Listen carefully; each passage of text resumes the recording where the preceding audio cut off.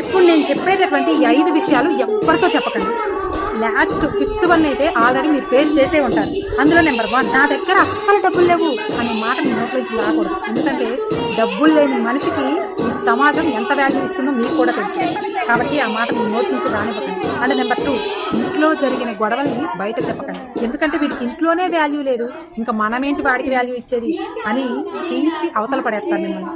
కాబట్టి ఇంట్లో జరిగిన గొడవల్ని బయట పొక్కకండి. అండ్ నెంబర్ 3, ప్రతి ఒక్కరికి కూడా మీ బాధల్ని షేర్ చేయకండి. ఎందుకంటే అందరికీ మీ బాధలు అర్థం కావు. పైగా దాన్ని కామెడీగా చేసి అందరికీ ప్రచారం చేస్తూ ఉంటారు. అవసరమా? వాళ్ళు తీర్చకపోగా మనకు చులకనైపోతాం.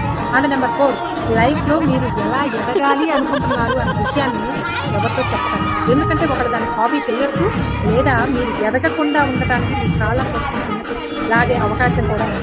మనం ఎదగకపోయినా పర్వాలేదు, కానీ పక్క వాళ్ళు ఎదగకూడదు అనే సమాజం ఇప్పుడున్న రోజుల్లో ఉంది.